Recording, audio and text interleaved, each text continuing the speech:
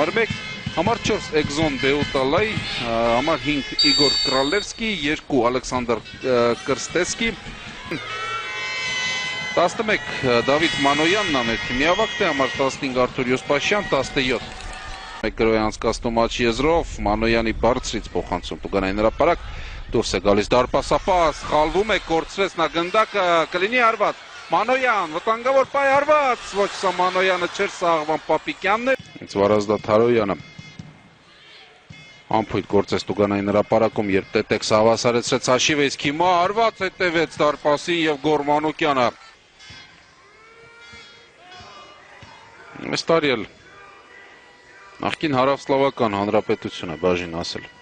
Փյունիկին որպես մրցակից վտանգավոր պայ է և նորից թույլ ենք տալիս հարվածել դարպասին կկազմակերպի Փյունիկը, Մանոյանը Պապիկյանի հետ է խաղում, Պապիկյանը դեպի աջ շատ լավ փոխանցում էր, վտանգավոր դրություն է, կլինի հարված, այո, հարվածում է դարպասին Սարգիս Բալոյանը և հաջող է խաղում։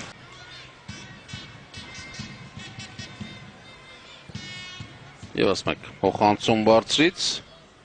և ով էր այստեղ։ Պրեսինգը հիմա բավական հաջող է կիրառում։ Փյունիկը մրցակցի կիսադաշտում Բալոյան, լավ փոխանցում էր Արման Հովհաննիսյան, շրջանցում է մրցակցին, հարված դարպասին և գեղեցիկ ցատկով Վանչե Գանձասարը անմիջապես հայտնվում է պարտվողի դերում նաև պատասխան խաղում։ Չնայած խնդիրը Գանձասարի կար 2 գոլ խփելը, հիմա էլ այդ խնդիրը մնում է, Տետեքսն է գրովում, վտանգավոր է հարված։ Շեղ է ընթանում գնդակը Յոսի թիմերը Տետեքսի կազմում պատրաստում է դաշտ դուրս գալ Գենչ Իսենին, գոլի հեղինակը առաջին խաղում վտանգավոր դրություն է և նորից հրաշքով փրկվում է Փյունիկը, Տետեքսն է գրովում, գործին գնդակը հյուրերը, Մանոյան,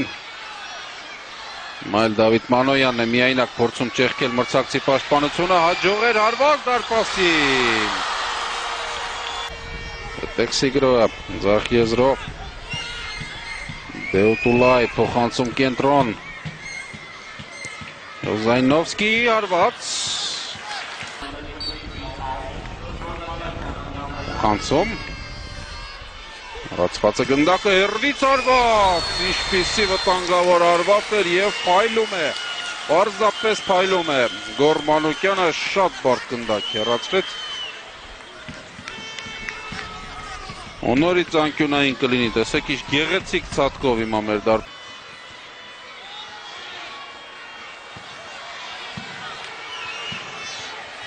Արման Հովհաննիսյան թույլ չի տալիս Բեուտոլային մրցավարը վերադառնալ խաղադաշտ, Ղուկաս Պողոսյան փոխանցում հարված և գնդակը ցանցում է թե ոչ։ Կերը հետևում է հարվածը և այո, գնդակը չէր անցել դարպասային գծից։ Ուժեղ հարված առաջ,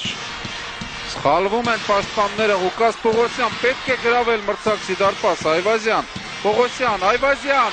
հարվածել է պետք Այվազյան և գոլ, վերջապես Փյունիկը կարողանում է պատժել ամբողջ կազմով առաջ գնացած մրցակցին, ու կրկին դա անում է Վիոլեն Այվազյանը, ու կրկին փոխարինման դուրս գալուց հետո 1-0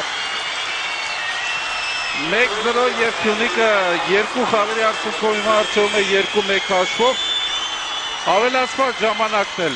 սպառվում է, հիմա կարելի է երևի թե համարձակ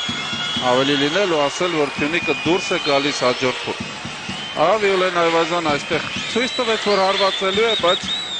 շրջանցեց դարպասապային և նրա կողքով գնդակն ուղարկեց ցանց։ Որքան կարևոր էր հաղթանակով դուրս գալ հաջորդ փուլ։ Սա նաև միավոր է Հայաստանի համար ակումբային ֆուտբոլի վարկանիշում և վերջ խաղը ավարտված է 1-0 այս խաղում և 2-1 խաղերի արդյունքում Փյունիկը Եվրոպա լիգայի խաղարկության որակավորման երկրորդ փուլում է, որտեղ նրա մրցակիցը կորոշվի Սենթ Պատրիկս Ժալգիրիս խաղում, այն կսկսվի 22:45-ին Երևանի